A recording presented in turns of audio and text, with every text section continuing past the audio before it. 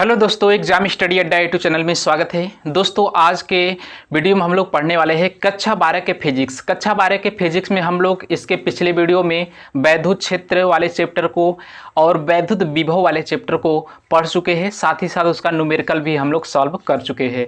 तो आज के वीडियो में हम लोग नया चैप्टर पढ़ेंगे जिस चैप्टर का नाम है गॉस प्रमेय। गॉस थ्योरम क्या होता है, इस चैप्टर को हम लोग बेहतरीन तरीके से पढ़ेंगे। और दोस्तों याद रखिएगा, अगर आप चैनल पर पहली बार देख रहे हैं तो लाल बटन के सब्सक्राइब बटन को सब्सक्राइब करके बेल आइकन को प्रेस कर लीजिए ताकि इसी प्रकार के वीडियो की नोटिफिकेशन आपको मिलती रहेगी। और इस वीडियो को लाइक शेयर सब्सक्राइब जरूर कीजिएगा।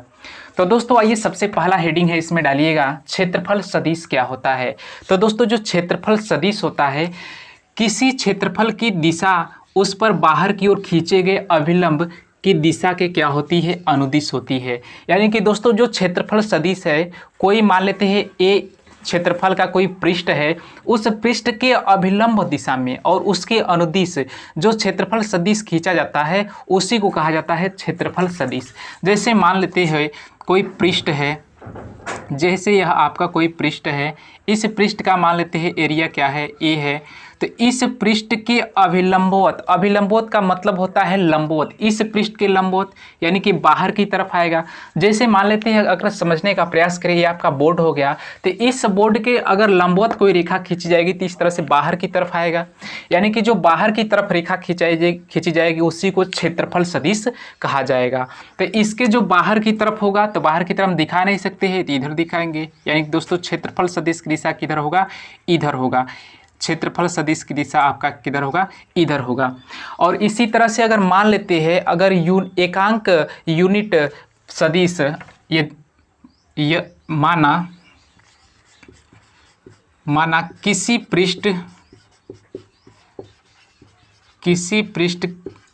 के क्षेत्रफल, किसी पृष्ठ के क्षेत्रफल ए के एकांक वेक्टर सदिश, एकांक वेक्टर सदिश n केप हो तो क्षेत्रफल सदिश बराबर आपका हो जाएगा, क्षेत्रफल सदिश बराबर, क्षेत्रफल सदिश का मतलब होता है वेक्टर ए बराबर इस क्षेत्र, यानी कि दोस्तों जो यूनिट वेक्टर होगा, यानी कि जिसे कहा जाता है एकांक वेक्टर, यानी कि जो एकांक वेक्टर को एन केप से रिप्रेजेंट किया जाता है। एन केप जो एकांक वेक्टर है, एकांक वेक्टर सदिश, यानी कि दोस्तों वेक्टर को ही सदिश कहा जाता है। तो जो एकांक वेक्टर है इसकी जो दिशा होती है पृष्ठ के क्षेत्रफल के अभिलंबोत दिशा में होती है, यानी कि इसी दिशा में यह भी होता है, यानी कि एन केप वेक्टर होता है। तो दोस्तों अगर हम क्षेत्रफल सदिश निकालना चाहेंगे वेक्टर ए, तो दोस्तों ए आपका हो जाता है, वेक्टर ए अगर निकालना चाहे तो इस पृष्ठ के क्षेत्रफल में और डॉट प्रोडक्ट कर देते हैं एन केप में, मतलब एकांक वेक्टर को क्या कर देते हैं, यहाँ पर डॉट प्रोडक्ट कर देते हैं। और दोस्तों याद रखिएगा, जो एकांक वेक्टर का जो परिमाण का मान होता है, इसका मान कितना होता है, 1 होता है। तो यहाँ पर चूकी करके लिख सकते हैं। तो यहाँ से अगर इसका मान रखेंगे तो यानी कि दोस्तों वेक्टर ए बराबर A dot vector N cap, इस तरह से भी हम इसे क्या करते हैं, दिखा सकते हैं। तो दोस्तों याद रखिएगा, यही है आपका क्षेत्रफल सदिश। किसी क्षेत्रफल की दिशा उस पर बाहर की ओर खींचे गए अभिलंब के अनुदिश होती है। यानी कि जो क्षेत्रफल सदिश की दिशा होती है किसी पृष्ठ के बाहर की तरफ खींचे गए अभिलंब दिशा में होती है, यानी कि 90 डिग्री के कोण पर होता है। अगर मान लेते हैं इस पृष्ठ क्षेत्रफल का एकांक वेक्टर एन केप होगा तो क्षेत्रफल सदिश बराबर क्या होता है, वेक्टर ए बराबर ए डॉट एन केप, और एन केप का जो परिमाण का मान होता है 1 होता है। तो इस तरह से भी हम इसको लिख सकते हैं। तो इतना पॉइंट आपको क्लियर होगा। दोस्तों आइए अब समझते हैं, अगला हेडिंग है आपका घन कोण क्या होता है। दोस्तों अब नेक्स्ट टॉपिक है घन कोण क्या होता है, सॉलिड एंगल क्या होता है। तो दोस्तों जो सॉलिड एंगल होता है, किसी गोलीय पृष्ठ का क्षेत्रफल गोले के केंद्र पर जो कोण अंतरित करता है उससे क्या कहते हैं घन कोण कहा जाता है।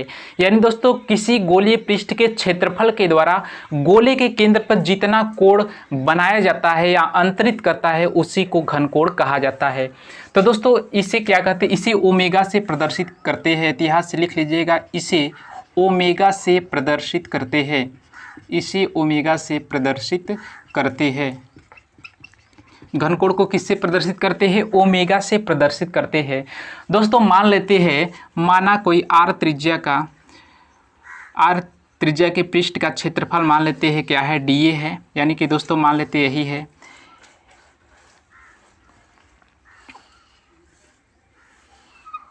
मान लेते हैं इस बिंदु O पर क्या है? केंद्र है। यहाँ से R दूरी पर, यहाँ से कितने दूरी पर? R दूरी पर त्रिज्या का जो क्षेत्रफल है इसको मान लेते हैं डीए है।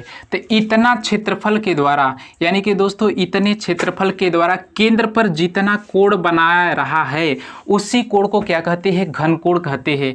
यानी कि इतना कोण को, यानी कि डीए क्षेत्रफल के द्वारा बनाया जा रहा है तो इस कोण को क्या कहेंगे? डी ओमेगा कहेंगे। यानी कि थोड़ा सा क्षेत्रफल लिया गया है तो थोड़े से क्षेत्रफल के द्वारा थोड़ा सा कोण बनाएगा।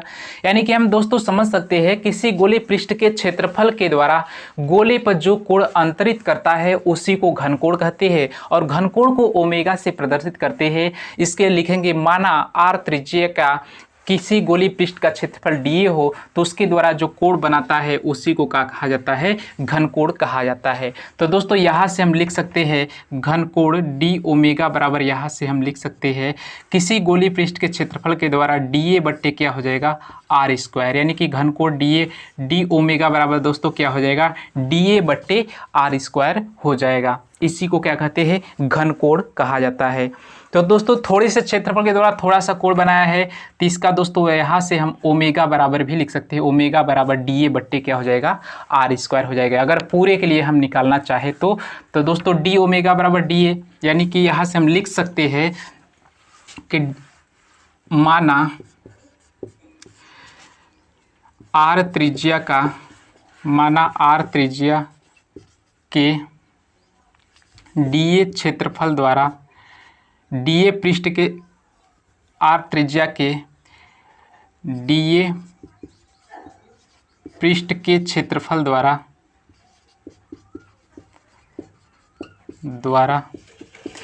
केंद्र पर अंतरित कोण या केंद्र पर अंतरित घन कोण। तो दोस्तों यहाँ पर केंद्र पर अंतरित घन कोण यहाँ से हम दिखा सकते हैं डी ओमेगा। तो दोस्तों डी ओमेगा बराबर क्या हो जाएगा? डी ए बट्टे क्या हो जाएगा? R square. यही आपका घन कोण का सूत्र होता है। लेकिन अगर मान लेते हैं पूरा संपूर्ण पृष्ठ के लिए अगर पूछा जाए तो यहाँ से लिख सकते हैं संपूर्ण पृष्ठ के लिए घन कोण, संपूर्ण पृष्ठ के लिए दोस्तों घन कोण क्या हो जाएगा? ओमेगा बराबर ए बट्टे क्या हो जाएगा? आर स्क्वायर हो जाएगा। यही आपका सूत्र निकल के आ जाएगा संपूर्ण पृष्ठ। अब दोस्तों मान लेते हैं कि जो दिया गया पृष्ठ है अगर इसको थीटा एंगल पर रोटेट करा दिया जाता है, यानी कि दोस्तों ये आपका है अक्ष है, तो इस अक्ष से कितने एंगल पर? थीटा एंगल पे इसको क्या किया जाता है? रोटेट करा दिया जाता है। तब इसका घन कोण दोस्तों कितना हो जाएगा? तो दोस्तों यहाँ पर जो एकांक सदिश आ रहा था, यानी कि क्षेत्रफल जो सदिश आ रहा था, इसके क्या आ रहा था? लंबवत आ रहा था, जिसे वेक्टर ए से प्रदर्शित किया जाता है। क्योंकि क्षेत्रफल जो सदिश होता है पृष्ठ के हमेशा लंबवत होता है, तो इस पहले पृष्ठ से लंबवत बाहर की तरफ। लेकिन अगर इस पृष्ठ को जो थीटा एंगल पर क्या किया गया है? घुमाया गया है, उससे दोस्तों अगर लिया जाएगा तो एक क्षेत्रफल सदिश की दिशा किधर होगा? बाहर की तरफ होगा, यानी कि इधर होगा डी ए, यानी कि पहले वाले से कितना कोण बना रहा है? थीटा कोण बना रहा है। तो इस स्थिति में दोस्तों क्या हो जाएगा? तो यहाँ से लिखेंगे यदि मान लेते हैं, यदि दोस्तों मान लेते हैं जो क्षेत्रफल सदिश है डी ए और एकांक वेक्टर, दोस्तों एकांक वेक्टर हमेशा इधर होगा, यानी कि एन कैप होगा। तो दोस्तों मान लेते हैं, यहाँ से लिख सकते हैं यदि क्षेत्रफल सदिश वेक्टर ए एकांक सदिश एन कैप की दिशा से थीटा कोण बनाता है, तब घन कोण कितना हो जाएगा? यानी कि यूनिट वेक्टर से कितना कोण बना रहा है, थीटा कोण बना रहा है आपका ए, जो घुमा दिया गया है। तो दोस्तों इसका जो आपका यहाँ से निकाल सकते हैं डी ए का जो होगा ये क्षैतिज घटक दोस्तों यहाँ से हम निकाल सकते हैं, ये आपका हो जाएगा डी ए कॉस थीटा हो जाता है, और इसी का लंबवत घटक क्या हो जाएगा, डी ए साइन थीटा, यानी कि दोस्तों ये आपका हो जाएगा डी ए साइन थीटा। तो दोस्तों हमेशा हमें जो क्षेत्रफल सदिश लेना है यूनिट वेक्टर के दिशा में लेना है। तो यूनिट वेक्टर की दिशा में इस क्षेत्रफल का जो क्षैतिज घटक होगा डी ए कॉस थीटा होगा। तो इस स्थिति में दोस्तों डी ओमेगा बराबर यहाँ से कितना हो जाएगा, डी ए कॉस थीटा बट्टे दोस्तों क्या हो जाएगा, डी ए कॉस थीटा बट्टे आर स्क्वायर, ये आपका घनकोण आ जाएगा। यानी कि किसी कोण थीटा पर अगर एकांक सदिश की दिशा से अगर क्षेत्रफल सदिश थीटा कोण पर अगर हो तो घनकोण बराबर क्या हो जाएगा, डी ए कॉस थीटा बट्टे आर स्क्वायर हो जाएगा। और दोस्तों याद रखिएगा जो घनकोण का मात्रक होता है स्टेरेडियन होता है, यानी कि इसको भी नोट कर लीजिएगा, घनकोण का मात्रक स्टेरेडियन होता है, स्टेरेडियन होता है। तो दोस्तों इसमें हम लोग क्या क्या पढ़े, पहला हम लोगों ने देखा कि घनकोण क्या होता है। तो घनकोण किसी गोलीय पृष्ठ के क्षेत्रफल के द्वारा गोले के केंद्र पर जितना कोण अंतरित करता है उसी को कहा जाता है घनकोण, और घनकोण को ओमेगा से प्रदर्शित करते हैं। तो दोस्तों इसके लिए हम मान लिए थे आर त्रिज्या का कोई पृष्ठ का क्षेत्रफल जिसका क्षेत्रफल डी ए हो, तो इसके गोले के केंद्र पर जो कोण अंतरित करता है उसी को क्या कहता है, घनकोण डी ओमेगा। तो दोस्तों डी ओमेगा बराबर डी ए बट्टे आर स्क्वायर कर सकते हैं, यानी कि छोटे से क्षेत्रफल के लिए आपका हो जाएगा घनकोण डी ओमेगा बराबर डी ए बट्टे कास थीटा, यानी कि डी ए बट्टे आर स्क्वायर। सॉरी, अब मान लेते हैं अगर पूरे क्षेत्रफल के लिए अगर दोस्तों निकाला जाए तो पूरे क्षेत्रफल के लिए क्या हो जाएगा, ओमेगा बराबर ए बट्टे आर स्क्वायर हो जाएगा। अगर मान लेते हैं दोस्तों कि अगर क्षेत्रफल सदिश डी ए एकांक सदिश यानी कि यूनिट वेक्टर जो एनकेप की दिशा इधर हमेशा होती है, इसी के हमेशा क्या होता है, ए लंबवत होता है। अगर इससे कितना कोण बना रहा है, मान लेते हैं थीटा एंगल बना रहा है, तब इस कंडीशन में घनकोण डी ओमेगा बराबर डी ए का थीटा बट्टे आर स्क्वायर हो जाएगा। और याद रखिएगा जो घनकोण का मात्रक होता है स्टेरेडियन होता है। तो इतना पॉइंट क्लियर होगा, जल्दी से स्क्रीनशॉट लीजिए। फिर चलते हैं नेक्स्ट टॉपिक की तरफ। दोस्तों अब आइए देखते हैं नेक्स्ट टॉपिक है वैद्युत फ्लक्स। इलेक्ट्रिक फ्लक्स क्या होता है। तो दोस्तों जो इलेक्ट्रिक फ्लक्स होता है किसी वैद्युत क्षेत्र में खींचे गए किसी काल्पनिक पृष्ठ से गुजरने वाली वैद्युत बल रेखाओं की संख्या उस पृष्ठ से बद्ध अथवा इस पृष्ठ से उस पृष्ठ से गुजरने वाला वैद्युत फ्लक्स कहलाती है। यानी कि दोस्तों वैद्युत फ्लक्स अगर सिंपल तरीके से समझना चाहे तो कोई पृष्ठ है, उस पृष्ठ से कितना वैद्युत बल रेखाएं गुजर रही है, उन्हीं वैद्युत बल रेखाओं की जो माप होती है वैद्युत फ्लक्स कहते हैं। तो दोस्तों अगर इसका परिभाषा और भी सिंपल तरीके से आप बनाना चाहते हैं अथवा करके यहाँ से बनाना चाहते हैं तो दोस्तों यहाँ से लिख सकते हैं किसी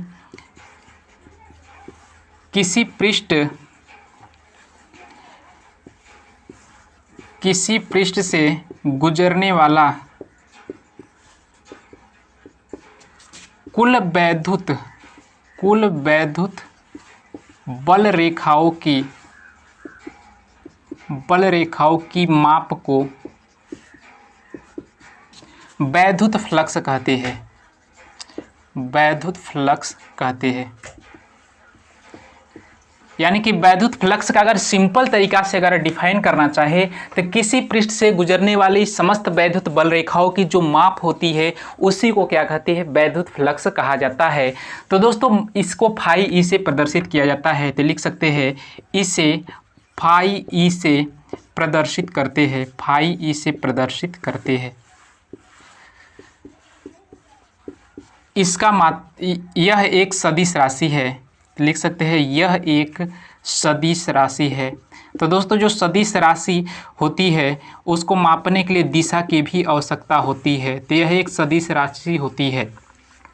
तो दोस्तों मान लेते हैं कोई क्षेत्रफल सदिश, कोई पृष्ठ का जो क्षेत्रफल है, जैसे मान लेते हैं ये आपका इस पृष्ठ का क्षेत्रफल मान लेते हैं कितना है, ए है। तो इस पृष्ठ से कोई स्मॉल एलिमेंट लेते हैं, यानी कि बहुत ही कम छोटा एलिमेंट लेंगे तो इसके लिए मान लेते हैं आपका ये छोटा सा एलिमेंट ले लिए और इससे जितना भी वैद्युत बल रेखाएं क्या हो रही है, गुजर रही है, यानी कि ये वैद्युत क्षेत्र है। वैद्युत क्षेत्र की दिशा को वेक्टर ई से प्रदर्शित किया जाता है। गुजरने वाले समस्त वैद्युत बल रेखाओं को, यानी कि मान लेते हैं इसका अगर मान लेते हैं क्षेत्रफल सदिश है, क्षेत्रफल सदिश हमेशा क्या होता है, अभिलंबवत होता है। अगर इस दिशा में मानते हैं क्षेत्रफल सदिश, यानी कि क्षेत्रफल सदिश इस दिशा में है, यानी कि डीए वेक्टर है और वैद्युत क्षेत्र की दिशा किधर है, वैद्युत क्षेत्र की दिशा आपके इधर है, यानी कि वेक्टर ई। और इन दोनों के बीच का कोण मान लेते हैं कितना है, थीटा कोण बना रहा है। तो दोस्तों जो वैद्युत फ्लक्स होगा, यानी कि वैद्युत फ्लक्स अगर छोटे एलिमेंट के लिए अगर हम निकालेंगे, डीए क्षेत्रफल एलिमेंट के लिए अगर निकालना चाहे तो डीए एलिमेंट के लिए आपका क्या हो जाएगा, यानी कि यहाँ से लिख सकते हैं डीए पृष्ठ के क्षेत्रफल से गुजरने वाला, यहाँ से कर दीजिएगा यदि डीए पृष्ठ के क्षेत्रफल से गुजरने वाला वैद्युत बल रेखा, वैद्युत बल वेक्टर ई हो तो वैद्युत फ्लक्स, वैद्युत फ्लक्स, वैद्युत फ्लक्स क्या हो जाएगा, डी फाई ई। तो दोस्तों डी फाई ई क्या हो जाएगा, इन्हीं दोनों के डॉट प्रोडक्ट के बराबर हो गए, यानी कि दोस्तों लिख सकते हैं vector E dot vector D A dot के बराबर लिख सकते हैं। और दोस्तों हम जानते हैं कि कोई अगर चूंकि यहाँ से दिखाना चाहे तो दिखा सकते हैं, चूंकि vector A dot vector B बराबर होता है ए बी कॉस थीटा। तो इसके स्थान पर अगर हम लिखना चाहें तो डी फाई ई बराबर क्या हो जाएगा, E D A cos theta हो जाएगा, यानी कि यही आपका हो जाएगा। यानी कि स्मॉल एलिमेंट छोटे क्षेत्रफल के लिए यहाँ पर वैद्युत फ्लक्स निकला है। अगर दोस्तों निकालना चाहे संपूर्ण पृष्ठ के लिए, संपूर्ण पृष्ठ के लिए वैद्युत फ्लक्स, संपूर्ण पृष्ठ के लिए वैद्युत फ्लक्स अगर निकालना चाहे तो दोस्तों फाई ई बराबर क्या हो जाएगा, क्या करेंगे, इंटीग्रेशन कर देंगे। चूँकि ये बद्ध के लिए होता है तो यहाँ से क्या हो जाएगा इंटीग्रेशन, और यहाँ से दोस्तों लिख सकते हैं vector E dot vector D A. तो दोस्तों यहाँ से फाई ई बराबर लिख सकते हैं, यहाँ से फाई ई बराबर हो जाएगा, यानी कि वैद्युत क्षेत्र की दिशा हमेशा कांस्टेंट होती है तो वेक्टर ई, और यहाँ से लिख सकते हैं डॉट वेक्टर डी ए, यानी कि पूरे बद्ध पृष्ठ के लिए होता है। तो यहाँ से दोस्तों फाई ई बराबर निकल के आ जाएगा ई और वेक्टर ए, यानी कि संपूर्ण पृष्ठ के लिए वेक्टर ए हो जाएगा। तो फाई ई बराबर क्या हो जाएगा, vector E dot vector A आपका हो जाएगा। यही आपका वैद्युत फ्लक्स होता है। तो दोस्तों वैद्युत फ्लक्स क्या होता है, किसी पृष्ठ से गुजरने वाली वैद्युत बल रेखाओं की जो माप होती है उसी को वैद्युत फ्लक्स कहा जाता है। और वैद्युत फ्लक्स को फाई ई से प्रदर्शित करते हैं। और वैद्युत फ्लक्स एक प्रकार की क्या होती है, सदिश राशि होती है। तो दोस्तों अगर मान लेते हैं छोटा सा क्षेत्रफल के लिए अगर निकाले हैं तो डीए क्षेत्रफल के लिए अगर वैद्युत बल रेखाओं की दिशा वेक्टर ई हो तो इसके बीच जो वैद्युत फ्लक्स होगा डी फाई ई बराबर vector E dot D A हो जाएगा। तो यहाँ से हम जानते हैं जो डॉट प्रोडक्ट होता है ए बी कॉस थीटा के बराबर होता है, तो E D A cos theta कर सकते हैं। अगर संपूर्ण पृष्ठ के लिए निकालना चाहे तो संपूर्ण पृष्ठ के लिए दोस्तों कितना हो जाता है, फाई ई बराबर बंद पृष्ठ के लिए इतना, यानी कि डी ए, या इसी को लिख सकते हैं फाई ई बराबर दोस्तों हो जाएगा E A cos theta, E A cos theta आपका हो जाएगा। तो यही आपका वैद्युत फ्लक्स का सूत्र हो जाएगा। जल्दी से स्क्रीनशॉट लीजिए, फिर आगे इसका देखते हैं वैद्युत फ्लक्स का मात्रक और बीमी सूत्र क्या होता है। दोस्तों इसमें नोट पॉइंट लिखिएगा, वैद्युत फ्लक्स में नोट पॉइंट है। वैद्युत फ्लक्स में नोट पॉइंट यह है कि अगर जैसे का मान लेते हैं कोई पृष्ठ है, इस पृष्ठ के मान लेते हैं पृष्ठ है आपका दिया हुआ है, इस पृष्ठ के अभिलंबवत वैद्युत बल रेखाएं क्या हो रही है, गुजर रही है। इस पृष्ठ के अभिलंबवत यानी कि लंबवत दिशा में वैद्युत बल रेखाएं क्या हो रही है, गुजर रही है। यहाँ से दिखा सकते हैं अभिलंबवत वैद्युत बल रेखाएं क्या हो रही है, इस पृष्ठ के अभिलंबवत गुजर रही है। इसको अगर दिखाना चाहे तो इस तरह से अभिलंबवत यानी कि वेक्टर ई गुजर रही है। और जो क्षेत्रफल सदिश है इसका क्षेत्रफल ए है, तो दोस्तों क्षेत्रफल सदिश की भी दिशा क्या हो जाएगी, इसके पृष्ठ के लंबवत बाहर की तरफ, यानी कि वेक्टर ए। तो दोस्तों इसके बीच जितना वैद्युत बल रेखाएं गुजरेगी, यानी कि इसके बीच जो वैद्युत फ्लक्स हो जाएगा, यानी कि इसके बीच अगर निकालना चाहे वैद्युत फ्लक्स फाई ई बराबर दोस्तों क्या हो जाता है, vector E dot vector A के बराबर हो जाता है। फाई ई बराबर vector E dot vector E के बराबर हो जाता है। अगर मान लेते हैं दूसरा पृष्ठ है, दूसरा पृष्ठ अगर जैसे दिया हुआ है, इस पृष्ठ से क्षेत्रफल सदिश की दिशा इधर है, यानी कि हमेशा क्या होता है, लंबवत होता है। क्षेत्रफल सदिश यानी कि इसका अगर एरिया क्या है, ए है, तो इसका क्षेत्रफल सदिश इधर होगा। इस क्षेत्रफल सदिश के क्या हो, थीटा कोण पर मान लेते हैं वैद्युत बल रेखाएं क्या हो रही है, गुजर रही है। थीटा एंगल पर वैद्युत बल रेखाएं, बहुत से वैद्युत बल रेखाएं क्या हो रही है, गुजर रही है। तो दोस्तों इस कंडीशन में जो आपका वैद्युत फ्लक्स निकल के आएगा, फाई ई बराबर दोस्तों क्या निकल के आ जाएगा, यहाँ से लिख सकते हैं vector E dot vector A के बराबर होगा। और दोस्तों वेक्टर ई का जो क्या होगा, इसी के दिशा में हमें लेना है सदिश, यानी कि दोस्तों ई क्या हो जाएगा, ई कॉस थीटा। इसी के साथ कोण बना रहा है तो ई कॉस थीटा, इसके लंबवत ई साइन थीटा, तो ई कॉस थीटा लेना है, यानी कि फाई ई बराबर दोस्तों क्या हो जाएगा, E A cos theta, E A cos theta हो जाएगा। और चूँकि हम जानते भी हैं कि vector A dot vector B बराबर दोस्तों क्या होता है, ए बी कॉस थीटा होता है, तो इसके अनुसार भी हम क्या कर देते हैं, यहाँ से फाइंड आउट कर सकते हैं। अब हेडिंग डालिएगा धनात्मक तथा ऋणात्मक वैद्युत फ्लक्स, धनात्मक तथा ऋणात्मक वैद्युत फ्लक्स, धनात्मक तथा ऋणात्मक वैद्युत फ्लक्स क्या होता है। तो दोस्तों याद रखिएगा, अगर वैद्युत बल रेखाएं पृष्ठ से बाहर निकल रही होती है तो वहाँ पर जो वैद्युत फ्लक्स होता है धनात्मक होता है। अगर वैद्युत बल रेखाएं पृष्ठ के अंदर प्रवेश कर रही होती है उस समय वैद्युत बल रेखाएं क्या होती है, ऋणात्मक होती है। तो यहाँ से लिख सकते हैं, यदि वैद्युत बल रेखाएं, यदि वैद्युत बल रेखाएं पृष्ठ से बाहर निकल रही हो तो धनात्मक वैद्युत फ्लक्स होता है, धनात्मक वैद्युत फ्लक्स होता है। तथा यदि वैद्युत बल रेखाएं